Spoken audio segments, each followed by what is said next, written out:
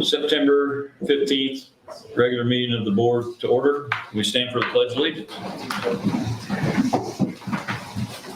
I pledge allegiance to the flag of the United States of America and to the republic for which it stands, one nation, under God, indivisible, with liberty and justice for all.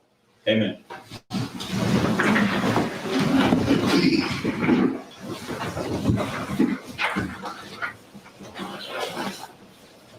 Adoption of agenda. It's recommended that the agenda of this September 15th, 2022 regular meeting of the Board of School Trustees be approved as presented. Motion. Second. All in favor? Approval of minutes. It's recommended that the minutes of the August 11th, 2022 regular meeting of the Board of School Trustees be approved as presented. Motion. Second. All in favor? Nothing from the public. So we'll move on to administrative recommendations. It's recommended that the prepaid and August claims numbered 4425 through 4534 and 22150 through 22167 be approved as presented. Motion. Second. All in favor?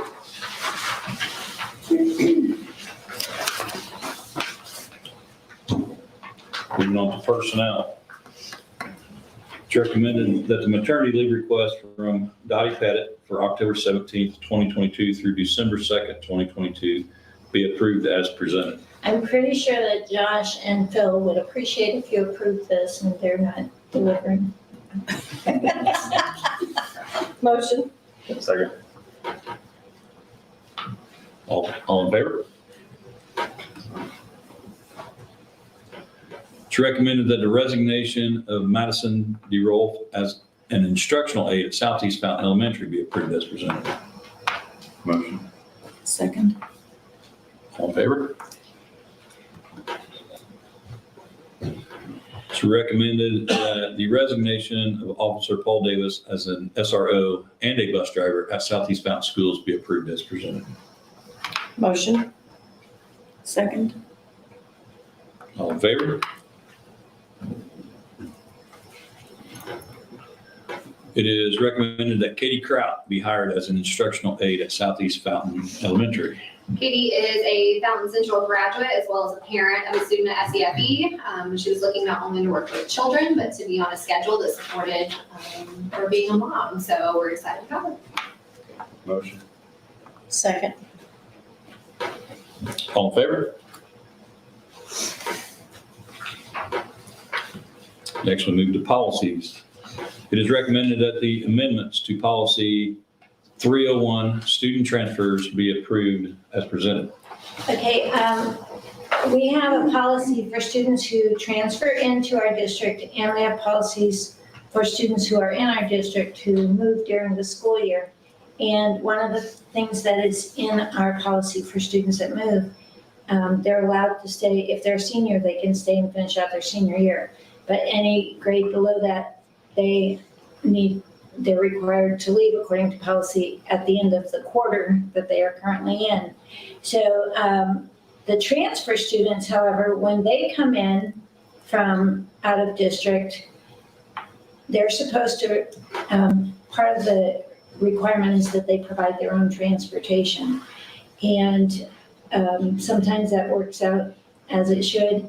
And then sometimes we get transfer students who come in and then suddenly providing their own transportation is a problem.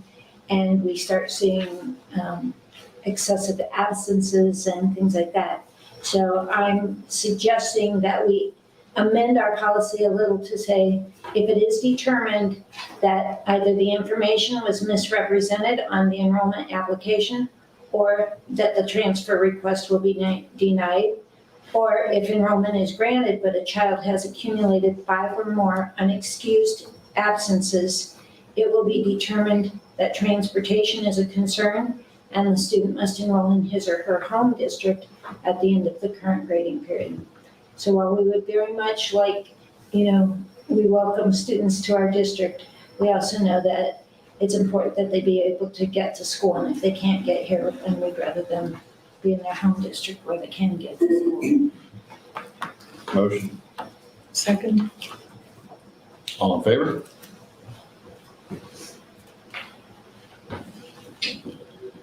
It is recommended that policy 355, proof of residency, be approved as presented. Okay, we have a practice here and we require proof of residency. And we know that that is something when districts are audited, they're looking at that. In fact, when we had our audit last year, they randomly gave us names of students and we had to show proof of residency of them. But while we had it as a practice, we did not have a policy in our policy manual.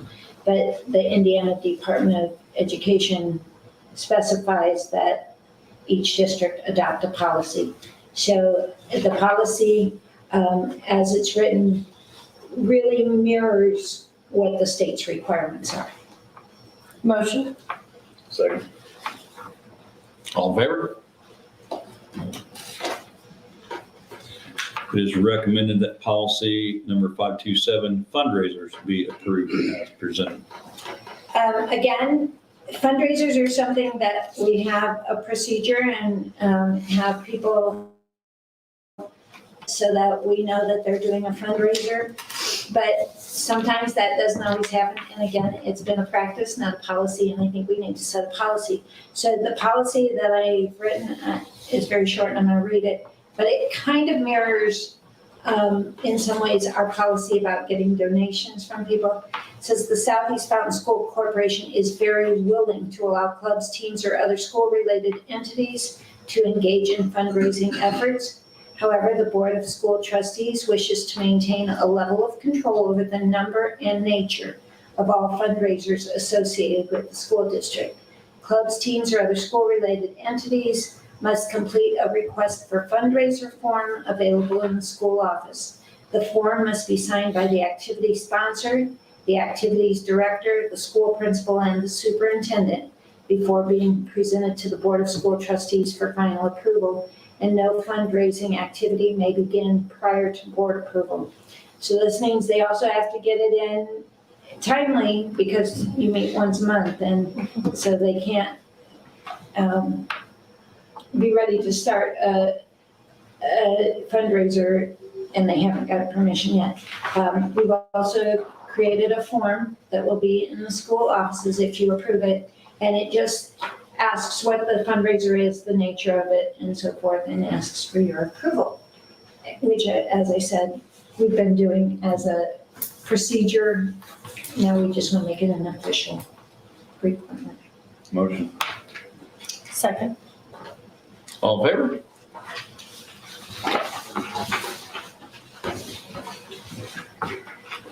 After that, we will go to fundraiser requests. And again, it was a practice before we made it official, and this group had already filled out their school's form before we made a district form. The first fundraiser is recommended that the elementary, for their general fund, they want to sell home-baked goods from Believe Kids. Their fundraising goal is $5,000 for their ECA general account. Motion. Second. All in favor? It's recommended that the WICS fundraiser for Fountain Central Junior Senior High School National Honor Society be approved for October 3rd, 2022 through October 19th of 2022. Okay, this Motion. Don't even have to discuss. this is for the pie This is fundraiser. pies. For those who don't know, they know what's Understand coming. that one, move on. So With the sugar cream. Call us. we're not taking orders tonight, we're approving the No pies. orders tonight. They raise money for their service activities. Their goal, fundraising goal is $1,500. And they do lots of things with the monies that they earn, such as buy the senior stoles, make new blankets for the Mustang store, and provide items to teachers during Teacher Appreciation Week, among other things. Motion. Second. All in favor? It's recommended that the Browns and World's Finest Chocolate fundraiser for the Fountain Central Junior Senior High School Spanish Club be approved for September 26, 2022 through October 10th of 2022. The Spanish Club would like to sell this. They don't have a detailed fundraising amount. It just depends on how many students actually can sell it. But the purpose of the funds, they use it for their movie nights, the Agave Azul trip, classroom items, and also helping the SEF community. And they did a lot of things, including scholarships for some of our students, things like that. So, motion. Second. All in favor? Last one is, it is recommended that the Little Caesars Pizza Kit fundraiser for the Fountain Central Junior Senior High School girls basketball team be approved for October 17th, 2022 through October 29th, 2022. They're hoping to sell the Little Caesar pizza kits and with a goal of $1,000 to help pay for practice gear, team shirts, warm-ups, and things like that. Motion. Second. All in favor?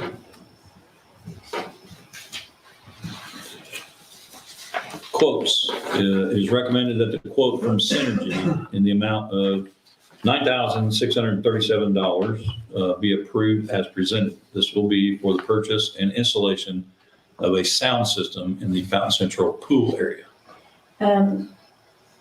We discovered, since we're able to have swim classes in there again this year, it's there's not, when announcements are made, you can't hear them in the pool area. So we need to do that for a safety reason and so forth. So Quinn reached out and got quotes for us. So the bid will include installation and manpower and so forth to get the equipment in there so that when announcements are made, they can be heard in the pool area as well. And this will tie into our current system. Yes. Motion. Second. All in favor?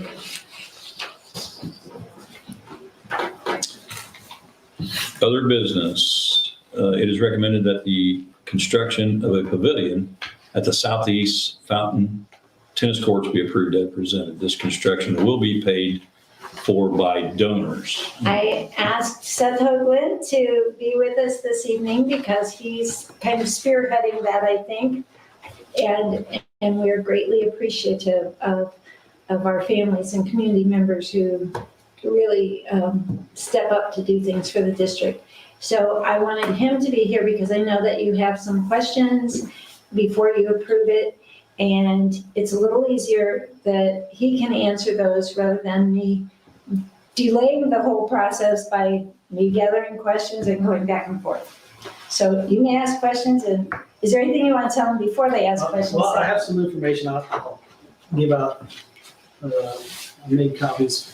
So these are some of the plans that are in place. I don't know if any of you have seen these. Your very own, I don't know the name, architectural design class, Mr. Turner. Mr. Turner's. Group. They prepared these. He's been helpful. Copies for anybody else? I'll take one. So they created this in a program that they use that lays out the square footage and kind of gives you a visual of what it should look like. He gave us some different options, and this one was actually not what we had initially thought, and Mr. Turner presented it and said, this makes more sense, and we agreed. So we were very grateful for that. Then this other is a brochure of sorts that we created for the purpose of getting the word out. We plan on creating some sort of a Facebook page or something that's auditor's department, but something to spread the word in hopes that we can get some excitement built around from alumni that went through the program and would like to contribute. But that is the plan for the pavilion. The fundraiser that we're looking at is kind of integrated into the building itself. We're hoping to have laser engraved pavers that will make part of the walkway to the pavilion itself. That way that the people that donate, their names can be put on the pavers and it'll be a part of something that they can come and see. The money is all going to be coming from an outside source, including several sources. Part of it will be from individuals, and then the majority of it is going to be from businesses. Do you have a price on what it's gonna cost to build a pavilion? Yeah, so we have a rough estimate. Gary McGrady at Hillsborough Hardware has given us a quote for the building itself. He's thinking about $12,000. That's as built with this? Really? That does not include the concrete. Right. The other part of this is that the construction building trades class is planning on building the building. So that's going to save substantial costs, and it gives them a project. I believe the first year students are going to focus on this project, while the second year students are building a house. So that was something. So is your plans to do that this year? That's the plan, yeah. Start as soon as they can. I think they're ready. Hillsborough Hardware is willing to front the materials to get started, so that's huge. Location? Yeah, location's the big thing we've been, Yeah, Looking at. I did not make copies of this, but this is something that Mr. York gave to us. That shows the underground utilities and the layout there. So the plan is to put it on the south side of the tennis courts. From one side of there, you've got 1, 2, 3, 4 courts. And so it's between courts 3 and 4 on the south end. how much is that hill going to affect where that's going then? We actually walked it off. Mr. Turner came out and we measured, and there is a flat spot between the two hills. And so I don't think it will be a problem. 36 feet long though. 24 by 36. Yeah. So this is quite a bit smaller than what I was envisioning from what. Yeah. The outside of will be metal. And what color are you leaning towards? The plan was there are several other buildings similar, the dugouts at the baseball field and the building at the football field, same color scheme. So that was the plan, yeah. I think one of our biggest concerns was that it's obviously, I mean, it's right along the road, okay? So I'm just curious, is there any way of maybe putting like a decal on those that say something about Fountain Central Mustangs or Mustang Pride or something that Oh, yeah, if it's metal. That could be dressed It can be either on the painted back side of or- that would So the make it, solid wall's gonna be on the south side of the building, facing the conduit. Yeah, and the doors will be on the north side, so yeah, it'll just be a flat wall back there. and then you'd have your 2 restaurants, which is good, and your concession stand. So have you thought about like where, because like all the sewer runs across the road, and most of the electrical's on the back side, so have we got estimates on how we're going to power it, plumb it? Not yet. Okay. Yeah, the cost that we got there is just the building Just to itself. get the building up. So it can come at a later date. Yeah, originally, I was just wanting a pavilion with open sides, and as it's kind of developed and other parents and individual and businesses have gotten involved, they've kind of said, we think we can do this. We think we can get the bathrooms and the concession stand. One step at a time. I think we get the structure up maybe this year, and then look at the rest as soon as we can. I'm personally for it. I think it's great. I think maybe we might want to dress the outside up at some point in time. Sure. Mustang, Is there gonna be like a sidewalk that goes from like we have in the Virginia. parking lot to this If you pavilion? want. Yes, so they actually did new sidewalks on the one side that. On the west side. Yeah, west side, Okay. from the parking lot clear to the south end of the fence. the courts. Okay. So, yeah, now we want to connect the two with another sidewalk, same landscaping idea, with the rocks in there, and then, So you're still gonna have the trees. The trees will still be there then. yeah, and that was, I mean, we thought about putting it closer to the parking lot, but there's already lots of shade there with the trees. We didn't want to have to take out any trees or anything. And Chris actually brought to the attention that the cross-country course runs through the back there, and maybe it could be a multi-use for them in their seasons. You know, they have some events too. You know, the biggest plus for it being on the south side is that you're going to see almost all the corners, which is, Yeah, otherwise, yeah, you're makes more sense to put it there. one or two. Yeah, so your lift station, it really, I mean, you can pick it up anywhere.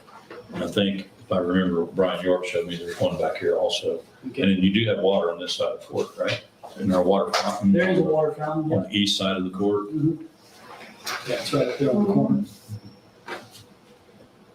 So when you say the color of the rest of the building, you're talking about like the goldish beige color, that's what you're talking? We actually went back and looked at the softball Mhm. bathrooms and concession stand. That's kind of where we got the sizes for the rooms and looked at the colors. So, does this have to be ADA compliant since we're building something new with the restrooms? Should be. Should Yeah. be. So that's gonna increase your size on the restrooms Okay, to make it has to be, anything you're building new now has to be ADA compliant. okay. So, What size would that be? well, I think you have to have 36-inch doors. You have to have the handicap stalls in each restroom. Even if it's just one, If it's just one toilet, you still have to have a handicap stall, has to be 36-inch doors. yeah, That wires in your handrails in the restroom, in the stall, You said, which is not a big deal, but so it's like going here. yeah, right in this kind of open area right there. Yep. Okay. you can do that. And sidewalk. You can already here, or it's already here. one Both. stool. Yeah, they've got But it has sidewalks on to be- both sides. Okay. So just Yes. really, yeah, put one across the back, and then it's got sidewalks all the way around. Yeah, the sidewalks on the west side make a big difference, because it's often wet out there. Fall's not so bad, but spring, it's small. So we all good with the position and where they're gonna put it? Yeah, I'm good. I Motion. second. All in favor? Thank you. Thank you. Thank you. And so I just, let me know. I can run it to your donation. Yeah, we're gonna start putting the word out, as soon as we can, and so hopefully you'll all. All right, Appreciate it. elementary report. We just want to thank Paul Davis for his time with us as student resource officer, as well as Jody Sarver. She stepped in for Tony Gaylor for part of the office in the month of September. So that's our busiest time of year in the office, so that was really appreciated. She did a great job. I do want to thank Tabitha Hoagland. We started grade checks with our 4th and 5th graders. So for their first time, they're logging into their Harmony accounts and learning about seeing their grades. And that's a laborious task to do when we first register them. So she's been a huge help on the technology side with me and Cameron to get that done. We had 9 students in our 5th grade inducted into student council today. They did their presentations. So they're very excited to get started, and thank you to Michaela Hathaway. She is sponsoring that this year. We have our flag program through the American Legion beginning in 4th grade on September 26th. So the veterans will come launch that with our 4th grade that Monday, and they will take their flag test the Friday of that week. And then we always have 2 winners of the essay contest that will be announced our Veterans Day program. And then lastly, we will have parent-teacher conference this year beginning October 3rd through the 6th. We are doing a hybrid form. The past 2 years, we've done phone conferences due to COVID and found a lot of parents like that as they were able to, if they're at work, step out for 10 minutes and make the call rather than have to come all the way in. So we're going to offer phone conferences or in person. So if they choose in person, those will be on Wednesday, October 5th from 4 to 6 p.m. So teachers will work to sign them up for a time slot. Otherwise, they will have an assigned time slot between the 3rd and 6th for those phone calls. Thanks, Dylan. High school report. So I got a few thank yous off the bat. Paul Davis, obviously he wore many hats in our building, student resource officer, technology person, as well as an extracurricular activity supervision. He'll definitely be missed, so thank you to him for his many years of service. Second, thank you to Farm Bureau. This week they hosted a forum for all the county administrators, some teachers, some community members. They just passed down some state things, some stuff that's coming from the state, as well as we were able to voice our concerns about what we need in our local schools. And then lastly, a thank you to the Western Indiana Community Foundation. They gave a check for $15,000 of seed money to help with our construction of our second house to our Building Trees program. So thank you to all of those members of that community as well. Our AP tip-in program, Mr. Shapey spoke with you a little bit in the spring about that. Over the summer, our AP teachers attended Summer Institute, and now each of those teachers are attending their individual PD sessions, hopefully for increased AP enrollment as well as improved scores. And then lastly, the Lilly finalists, congrats to them. I'll list them here in a second, but tomorrow we do have some mock interviews with them. And then next Wednesday, the 21st, they're going to have their first round interviews with the community members. Those students are Marley Muniz, Luke Foxworthy, Chase Witzman, Lucas Miller, Samuel Morris, and Noah Fruits. So congratulations to those 6 students. Okay, student report. Marley, you can go first. Yes, Mr. Goodman and 4 of our student athletes, Will Harmon, Casey Kirkpatrick, Hannah Prickett, and Bryson Davis, attended an IHSSA regional leadership meeting this weekend at Brownsburg.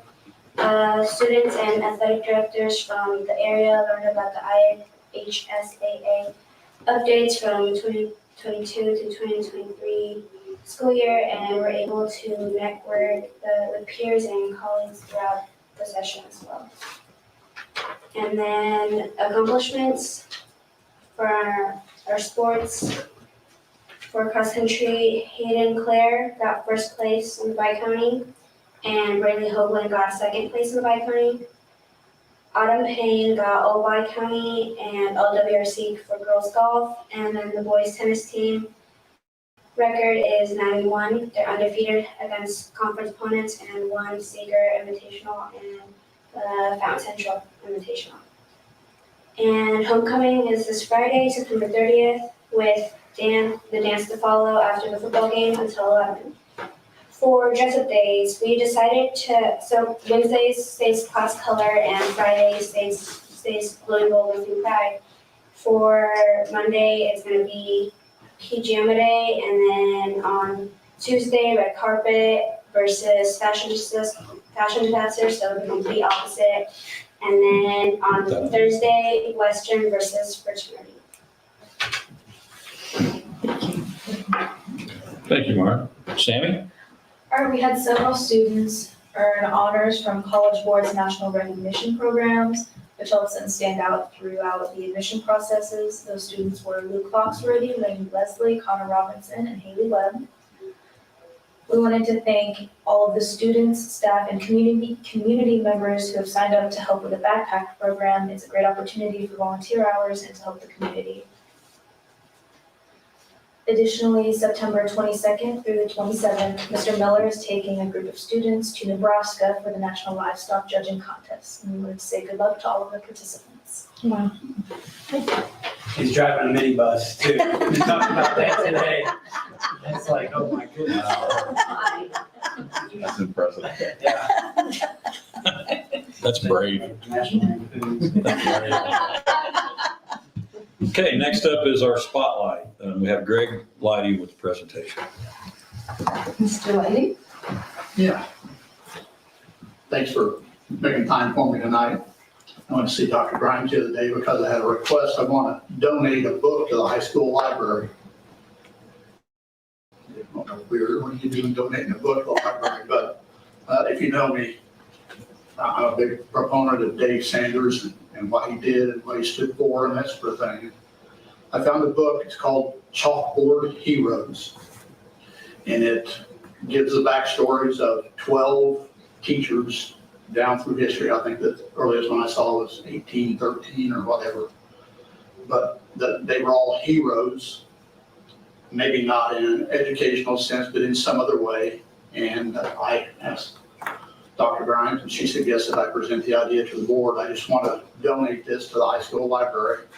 And I'll leave it here for all of you to read if you need to, or one of you to read and reporting to the others or whatever, if you think it's appropriate to be in there. There's 12 chapters. Dave is in the 12th chapter and does a good job of talking about him and moving to this area when he was in the 6th grade, I think it was, moving to Newtown. His dad had died of a massive heart attack when he was 3 years old, and his mom moved to this area, and we all know the story from there on, and him being here and being a really good athlete and an even better person. So I just thought maybe if students could read, I know you guys, the school board, I think the last time I was in the school board room was when we came for the board to ask them to name the court after Dave. And they graciously did that. We very much appreciated that. And we have the plaque that's in the hallway between the two gyms. I don't know if any of you read it or read what's on there, but I think the students maybe could use something. So I don't want Dave's name to ever be forgotten. And maybe this will help just a little bit, and not to make too big a deal out of it, but we have a lot of heroes that's come from this community, whether it's military or otherwise. But I don't think there's anyone who's been declared a national hero by our government. Dave was. So that's what I'm asking tonight. So I'll let you tell me what you want to do next. Thank you. Thank you very much, and we graciously accept that. I did mention before, and I'll say, we had our gymnasium painted this summer and got the Mustang back on the wall, but we also have very prominently up there painted the Dave Sanders Court. And we appreciate that you work to keep his memory alive, and we want to do the same thing. We're fortunate to have a hero at his stature from Fountain Center. Thank you. Thank you. Thank you. Thank you, Greg. Thanks for coming. How do you want me to go about donating? Do you want me to go out and see the librarian or? No, we'll take it. Yeah, if you want to leave it here, we'll take care of it, make sure it gets in And there. put prominently in the library. Thank you. Thank you. Next up on our spotlight is Lisa Hoagland, Math Lab presentation. All right. I just kind of wanted to give you a little idea of what is going on with the 8th grade math lab. Last year, I just taught math lab, and with the kids having a lot of need for filling in the gaps from being out of school and COVID and that sort of thing, I taught it pretty much like a classroom. It was like a regular math class. This year, I'm teaching math class and math lab, so it occurred to me that those need to be different because I could possibly have the same kids in the classes. So that kind of led me to do some brainstorming and some researching and figuring out what I was going to do to make it different. So the kids are still filling the gaps and still getting the practice and doing what they need to do without it being another math class. Because those are the kids who come in and tell me, I don't really like math anyway, so I don't want to make it mundane and awful for them. So I decided to do this year more of a math workshop kind of idea for Math Lab. And what they are doing now is coming into class and we're setting up like a little mini lesson to start, just kind of present a skill. And then we split off into little smaller groups. And one of those groups will come and work with me so that we have a little more one-on-one time so I can actually see who gets it and who doesn't. The other two groups are working with different things, whether it's technology, like a game of some sort where they're, reducing fractions or finding rational numbers or what have you. And then the other group is doing more of a paper and pencil or a game or something like that. And I brought a couple of things that I use in class as well that have worked really well for me. So before I show you those though, the goals behind this, I mentioned already, fill the gaps. I also want to make sure that the kids are building their skills and getting plenty of practice. Perseverance is a big deal right now. The kids were like, oh, it's too hard, I can't do it. So we've got to build that perseverance up so that they're willing to actually put the extra effort into it and try to continue until they get the right answer or finish the problem. Especially coming into iLearn, from our perspective, we want them to be able to do more of the long-term problems that they have to do, where they have to explain things and they have to solve several steps and those kinds of things. And then just the self-accountability, where they're actually taking more of ownership of their learning and retaining that information. Because you know how we all live in this society now where no one really feels the need to retain anything because you can Google it. So we want to make sure they find some purpose in why they need to know this stuff. So those were kind of my guiding things. And then when I put these together, I found task cards that I laminated for the kids, and I'll let you kind of just look at them if you each want to take one and look at it. These are things that we go over in the teacher group. And then there's also some of them that have a little E on them for enrichment, so that if they get it, then they can do something that's a little bit more challenging and I can push them a little bit further.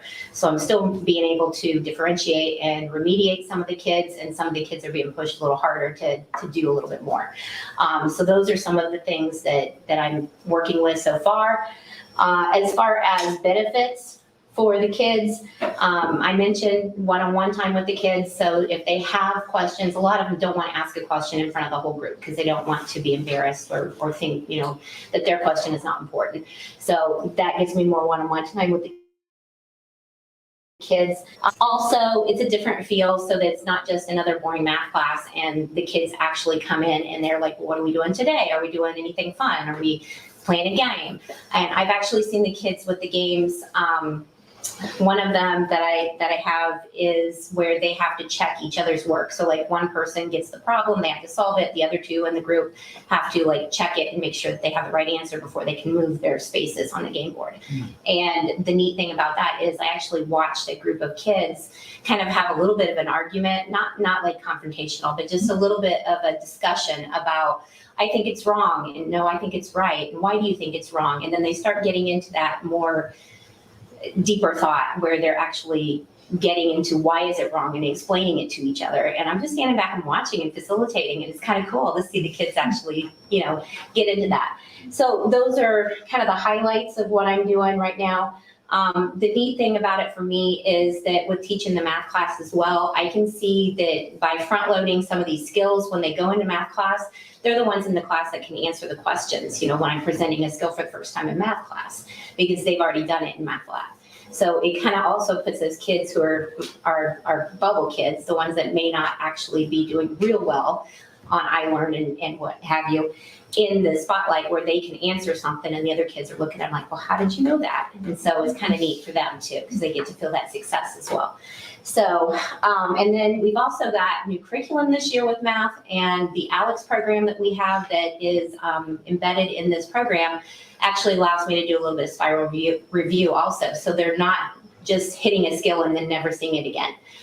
they're reviewing that over and over again and doing several practice problems over the course of several months and being able to pull that back up in their mind and not forget it. So that's hopefully going to help with retention. So those are kind of my highlights.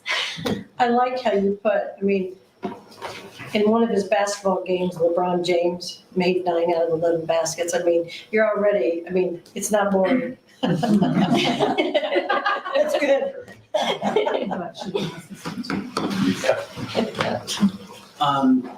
One thing I want to say about Mrs. Hoagland, she's very modest. I had the opportunity to speak with her last year because I evaluated her at her first year at FC, my first year as an administrator. And some of the highlights of my year last year were just sitting down with her for 15 to 20 minutes and just talking shop about what she was doing in the classroom. And then she kind of filled me in on what she was doing with this. And then, I don't know if it was a week or two later, maybe just a few days, what feels like 2 weeks, especially in August. She sent me an email, she said, I want you to come down I want to talk to you about something that's going on in my classroom. And in our position, a lot of times when that happens, I mean, you're going in there thinking, what problem am I gonna fix? And she actually brought me in to celebrate a little bit about that group of students that she talked about engaging in that conversation. And if you knew those students, and we were throwing out names right here, to get them engaged in deep discussion about math as 8th graders, was quite, and when Lisa was telling me about that, she was getting a little bit misty-eyed, and I was too, because her passion shines through in everything that she does. When people talk bad about our profession, she's our evidence for saying, no, this is what our profession is. She's here late, she goes above and beyond for the kids, and somehow she makes Math 8 exciting, and then Math Lab, which is for our struggling students, makes that even better. So we are so blessed to have her, and our students are as well, for sure. Great job. What grades utilize the lab? Our junior high school students, we have labs embedded into our curriculum for 6, 7, and 8. Lisa, we appreciate everything you're doing. Well, thank you. Thank you. That's, one of the justifications that we wanted to move the 6th grade over there this year is just this, the great opportunities that our students have for the extra support, the extra enrichment from teachers who drill down and find the ways to make math fun for even the struggling learners. We've seen that our scores are not where we'd like them to be on assessments and things like that. And this is a great way, between our new curriculum, these labs that we're doing with our junior high kids, and then having a phenomenal teacher like that leading it, is really going to propel our kids forward. And I'm so excited, and thank you so much. Thank you. I'm glad to be here. Okay, discussion items, Dr. Grimes. It is budget season, and so I have been working on the budget, which is posted online, both on our school website and in Gateway. Every school district in the state has to post, and there has to be a period. It's been posted for more than 10 days before we can even have the public hearing. And then it has to be at least 30 days from now until when they can vote to approve the budget, so changes can be made if needed. So I'm going to highlight some things from the budget. First of all, our estimated revenue for this year, the money that we think we're going to come in the budget, there are 4 different pots, if you will. The first one is our rainy day fund. You don't get any money from the state for that, or from taxes or student enrollment. So last year, our revenue for that was 0, and this year our revenue is 0. Because rainy day fund, that means if we don't spend all that we had allocated, then we can move some money into rainy day, so that if we have something critical that happens in the district, we don't have to go borrow money. We can go to our rainy day. It's our savings account, if you will. We have about $500,000 in our rainy day fund right now, and barring no unforeseen things between now and the end of the year, we will be able to move more into the rainy day fund at the end of the year. But because we haven't spent everything that we've allocated for this year, we haven't had to. Some of the reason for that is because we've had ESSER money that we've been able to use for some things rather than using some of the money that had been budgeted in our other areas. Debt services, that account is like the bonds that we've had in the past and things like that. That revenue comes from tax dollars, and it's based on, basically the Department of Local Government Finance determines, there's tax caps, and they determine based on our debt what percentage of our tax dollars have to go towards our debt fund. So our debt services last year, $69,060 went towards our debt services from the tax fund. This year, $57,273 of our tax dollars go towards it. And that's because we've paid off some of that debt over the year. And so it stays, so there's a little bit of a drop there. Our education fund, those dollars come strictly on enrollment. Last year, our education dollars for the year, for 2022, we got $7,570,000. And that comes from student enrollment, plus there's a portion depending on how many kids are in special education, or how many kids are in CTE programs, how many kids get honors diploma. Those kinds of things also feed into it. So it's not strictly the students in our district, but that's the biggest share of it. This year, based on where we're at, I'm estimating $7,701,625, which is a couple $100,000 above where we were last year. Count day is not until tomorrow. And so, anything can happen. And again, that's just an estimate. But one thing I will tell you, we have fewer kids than we did last September, but there's 2 count days in the year. So we dropped students from September's count day to February last year. And the estimate is based off of last spring's count day. But looking at where we are right now, or where we anticipate to be tomorrow, we have just a couple more students than we did last spring. Plus, the other thing that's helping is last spring, 22 of our students were in the virtual academy. So we only got 85% of funding. Right now, we've only got 8 students in our virtual academy.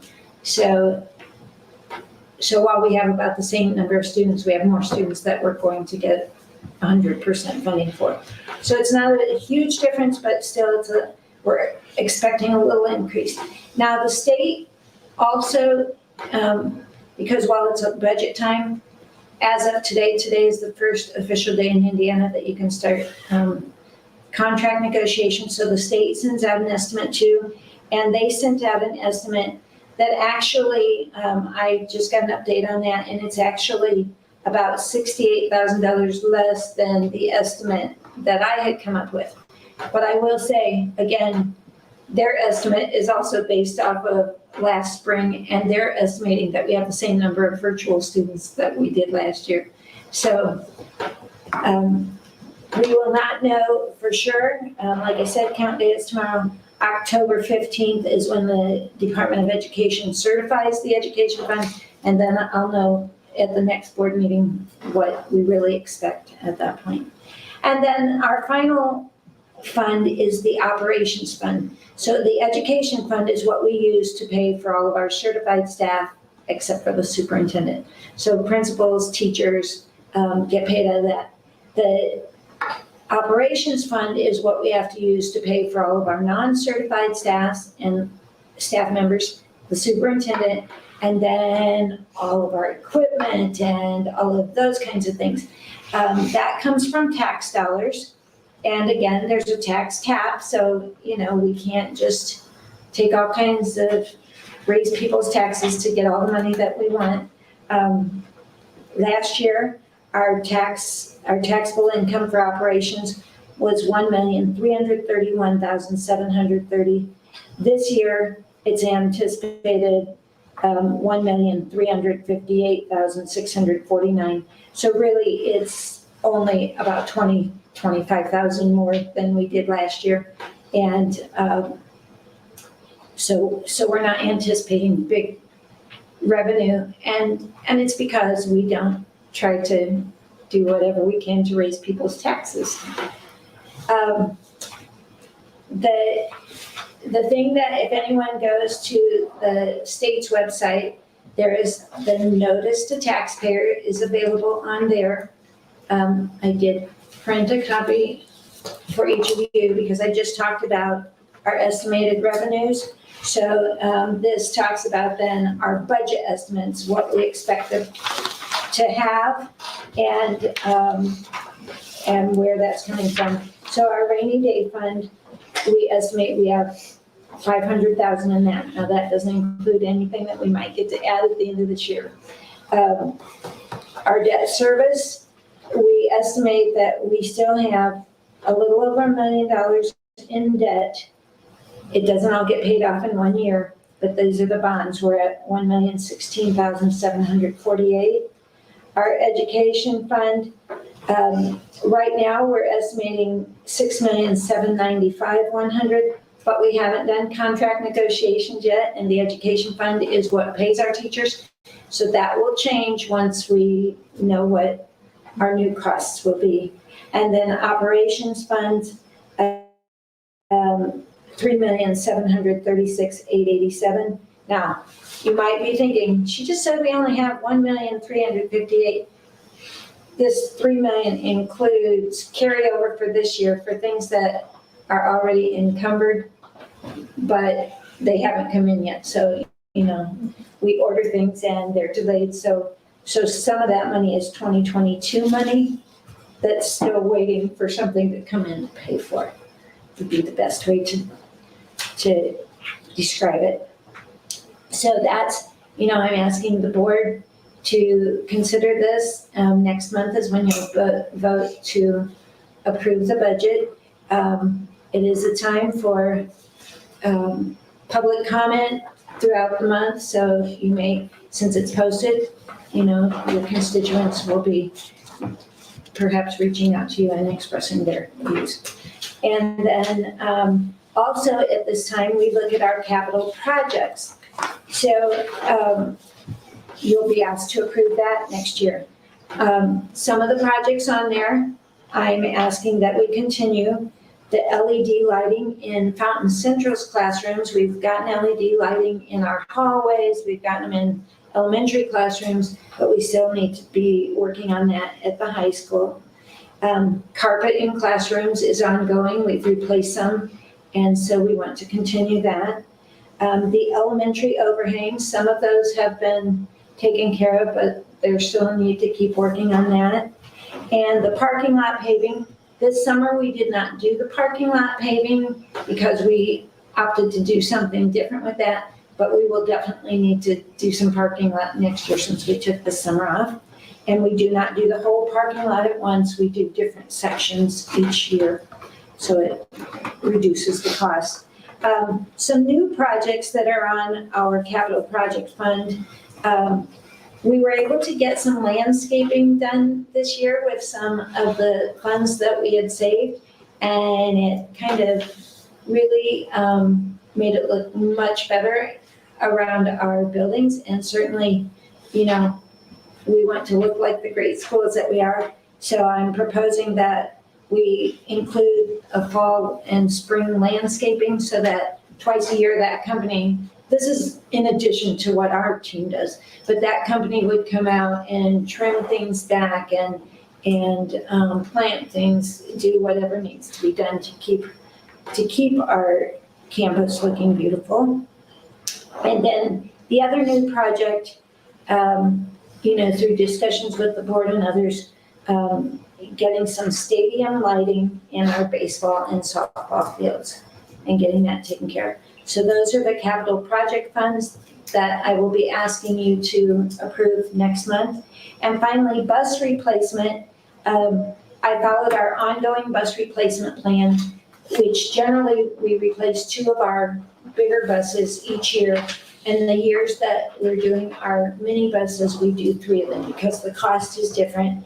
I met with Angie, our transportation director, and Jason, and to determine which buses should be there. Now, on the plan, the 2 buses that are slated for 2023, if you approve it, if something happens to a bus that may not be as old, but gets driven more miles on our unpaved country roads or something, it might become a priority.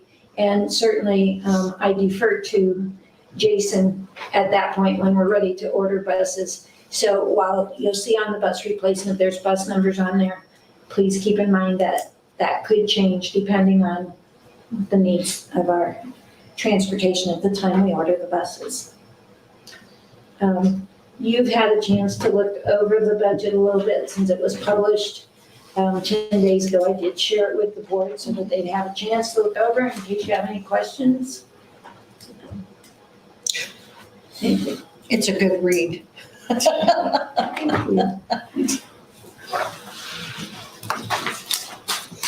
And I didn't propose new soccer field or anything, Josh, so That's good. I'm good.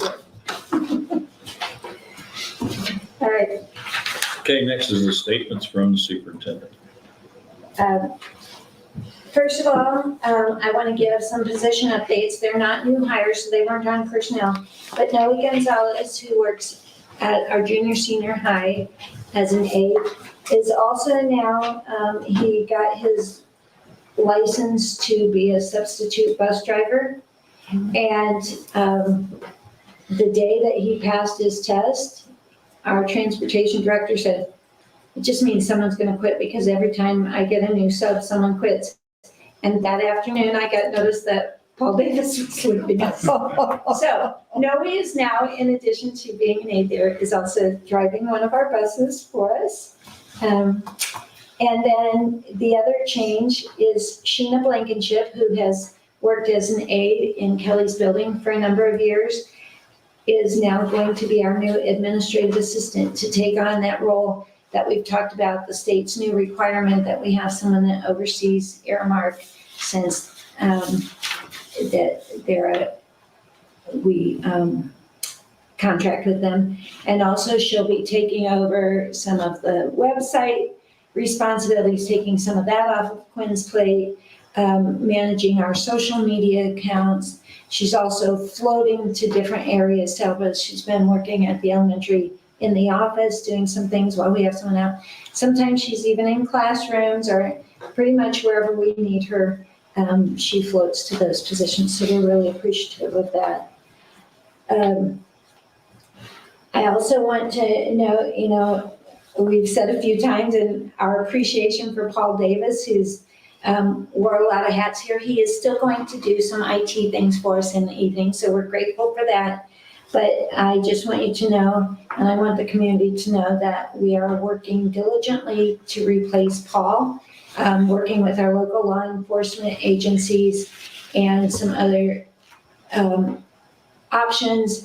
We did receive our grant to pay, that we used to help pay for SRO and things like that. So we are going to get a replacement. It will not be Paul no matter what. But I just want you to know that we have other options that we're looking at to try to get someone. I mentioned that as of September 15th in Indiana, collective bargaining can begin. The state dictates when it can begin and when it ends. And so we will be meeting beginning next week. And I want to thank right now the team that will be working with me from administrators include 2 board members, Crystal Brewer and Kim Sowers, and our 2 building principals, Kelly Morgan and Josh Davenport.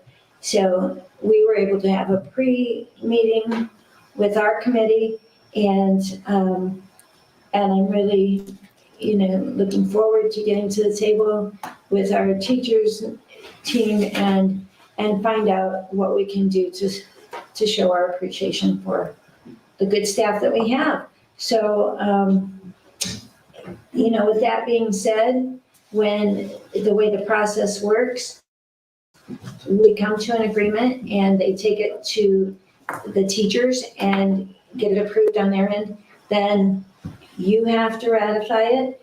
And to do that, it has to be posted for 78 hours. And then we can hold our meeting and ratify. And I'm telling you this because I'm really hopeful that I'm gonna have to tell you, you have another board meeting before October 20th. Because I hope we're not still We're kind of used to it. in contract negotiations by then. I want to feel positive that we're going to be done before then. And the last statement I want to make, I have been working really hard. I know that our staff members, several of them have asked and are hopeful that we could at some point have a child care center in our district, and that caters to the staff here.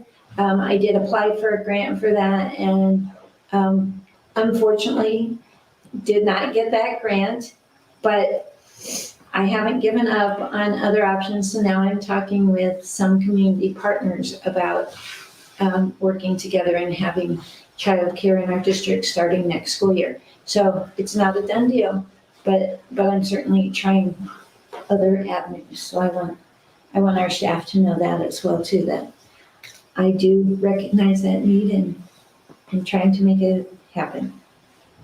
Thank you, Dr. Grimes. Okay, move on to statements, concerns of the board.